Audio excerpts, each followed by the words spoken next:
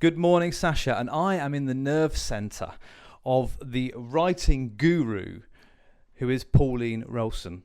She has books everywhere, not just her own, but other people's books. It's very neat and tidy. I'm in Hayling Island, gazing out of a lovely window, looking at the sunshine. But we are in the office environment. This is where all the action happens for our crime writer. And you're right, we're talking about crime writing. Rolly O'Sullivan's going to knock out a book. It does sound easy when you're already famous, doesn't it? Pauline has already written 16 books. Can you believe that? Just looking at them, it's amazing to be here, Pauline. You're a machine.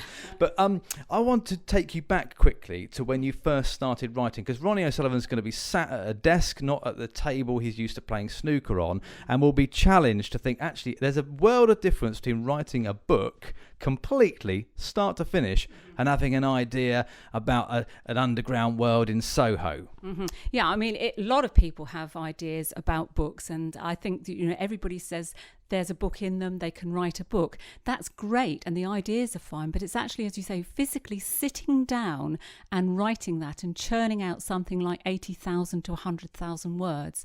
And that's the challenge, and you get stuck and you go backwards and forwards and you think, is this going to work or not? So it's actually having the discipline to do that. I mean, I suppose Ronnie's had discipline because of his snooker and his practicing the snooker, but it is very different, isn't it? A very different world to actually sitting down and writing at a PC or something. He's had a very complex life. Of course, his father has been in jail. His mother disappeared when he was 15. He's going to be drawing on these experiences. You were in marketing before and you've written crime novels. Was that your experience, or did you have to create it all from scratch, or did you know a copper next door and you pinched some of his stories? A lot of mine was created from scratch because I didn't have a police background or know anybody in the police service.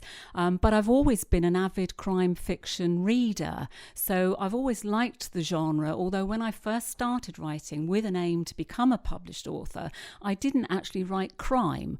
I wrote historical sagas, which was a bit of a mistake because they didn't get published and they weren't very good. But one day I sort of woke up and I thought, why am I writing historical sagas when I really like reading crime and thrillers? Why don't I try that? So very much drawing on my inspiration, my imagination, if you like. And Ronnie's probably, as you said, drawn on his past and his family's experience. So it would be very interesting to see if he has a second book and where he goes with that, because they say the first book can be, particularly in his circumstances, quite autobiographical. So, it is different writing that. And the second book, especially when you're published, is actually harder to write than the first one. In some ways. A bit like your second single if you're a musician. Yeah. Everyone knows you for that one. He's used to the adoring fans. He's used to being followed by the media. You started in 1988 and it took you till 2006 before you got your publishing deal. He's used to that. In this office here, which is a lovely, clean, pretty, but very organised office, it looks a little bit, and forgive me, a bit lonely. Writing is very lonely. You're here churning it out. You're inside your own head. And that's why I like doing the talks, because it puts me in front of an audience. So you do get feedback.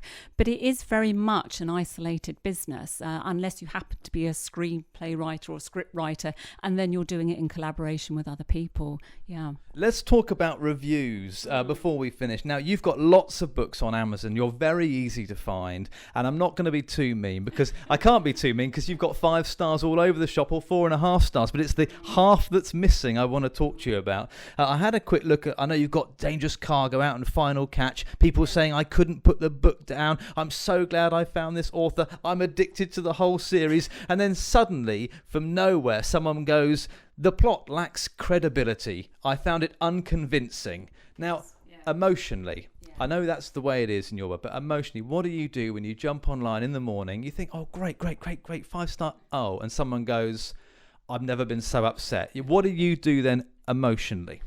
I think when you first get that review, you are pretty devastated in a way, because you want everybody to like your book. But being a fiction writer, being an artist, you realise that not everybody is going to like it. There are very many different views out there, and you have to be tough. You have to say, well, okay, that's fair enough. Everybody's entitled to their views.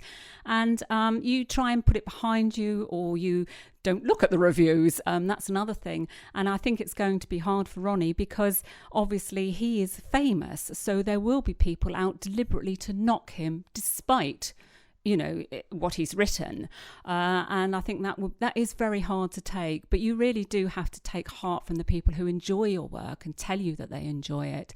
And also you have to also look at the reviews and think, are they really genuine reviews? Because there are a lot of reviews out there that are not genuine. So the reviews that I get from magazines in the States, I know are by reviewers, professional reviewers, and that's quite important. But even then they can knock your book and you can get a little bit upset. And my publisher says, don't worry if it's a good review or a bad review, as long as it's reviewed. All right, fair enough. Well, let's hope he's got the same robust attitude you have. You are amazing. I'm looking at all your notes and the post-its everywhere and the detailed flow charts. I know you've got another book coming out. If you want to find Pauline's work, very easy. Just punch into the Google machine, Pauline Rowson, and you can put in Hailing Island as well if you like, but that doesn't really help you. DI Andy Horton will certainly help you. They're all over the internet. There are books everywhere. Thank you for letting me into your office, and you need to get back and get typing because there's another book that needs to be coming out ever so soon. There's always another book coming out, yes.